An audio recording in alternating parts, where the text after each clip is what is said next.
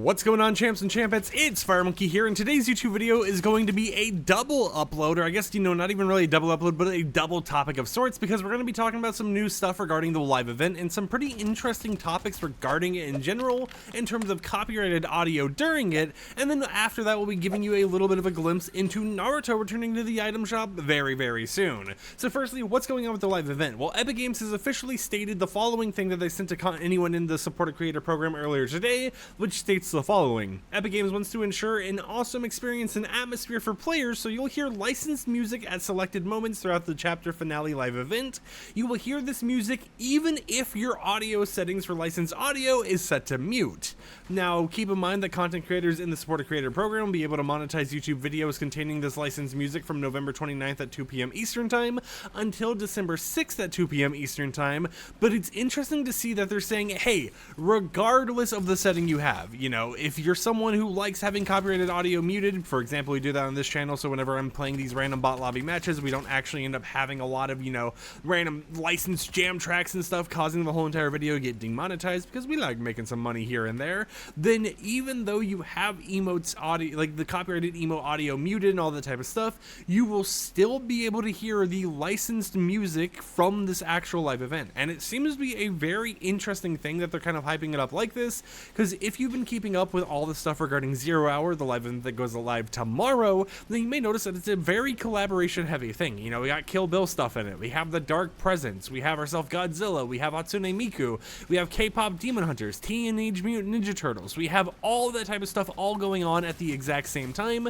for this new Fortnite event. And it seems that they're not just going to go ahead and stop at the collaborations in the game already, but they're also going to focus on live event music as well. And there's been times before where you've actually been able to mute live event audio. For example, we did it for the Mariah Carey All I Want for Christmas Is You live event, where Mariah Carey de-thawed from the block of ice. And if you recall, in my recording when I did that, assuming I uploaded that video to YouTube and not just Twitter, it was a situation where there was no audio at all. Like, there was no ambient audio of the ice cracking, there was no audio of just like weird hand movements from dancing or whatever else. It was completely silent. It was like very anticlimactic on my part, because you had the whole ice block break and all that type of stuff, and then you went ahead and you tried going ahead and going to the event a second time, and I think it like replayed for a whole entire hour. But if you had copyrighted audio on, you would be able to hear the full ambient audio, all that type of stuff, and if you had it off, it was just utter silence. And there's even been live events before where you've been able, as far as I can recall and retell, to have copyrighted audio muted still, so that you would be able to go to the event without hearing other people's copyrighted emotes and whatever else. And I do think the copyrighted music would still be muted, but it is interesting to see how for this one they specifically went ahead to tell content creators, hey, you're going to hear this music regardless of your setting, and don't worry about it. If you make a video, it's going to be monetized for like a week or two, instead of just having the setting work like normal. Because I don't believe they've ever really had a heads up. Like, they've done a heads up for every single festival headliner before, being like, hey, this stuff is going to be available for you to monetize for a week after it comes out.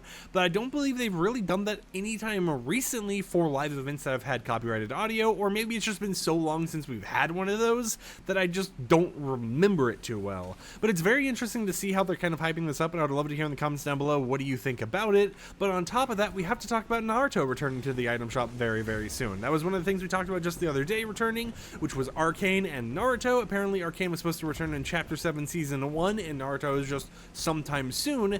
And now it seems that Epic Games themselves has officially started advertising it on social media, based on the tweet you can see on the right side of the screen right now, which states, if you linger a while longer in this world, you might discover something of value in it, in like response to a "Is Naruto back in the Fortnite item shop" dedicated Twitter account, not a YouTube account, that just keeps trying to see these collaborations and keeps trying to wait for their favorite collabs to return to the game.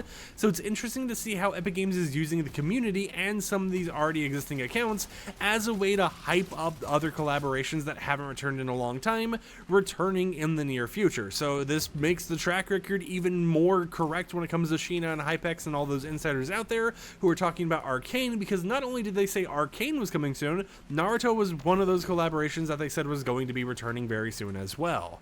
Now, since we are towards the end of the season, that kind of furthers the whole entire belief that we're not going to be getting a new wave of the Naruto cosmetics, however, even though they had those older IDs, so it should just be the old cosmetics returning, but it does at least show that, hey, this is a possibility for maybe more stuff later down the line, since obviously they have good enough relations with Naruto and all that type of stuff in order to bring those cosmetics back to the item shop, even if they haven't been seen in a long time.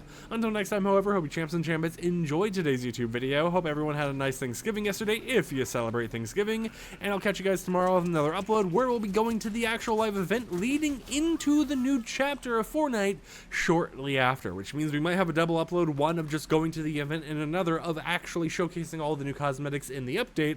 So until then, like the video if you liked it, dislike it if you didn't like it, and I'll catch you guys tomorrow with another upload. Can I get a long range kill? Or, okay, my aim just sucks. Come on, I got it in the video with elimination. You guys know how we do it whenever we get close to an elim right towards the end. So there we go. Peace out.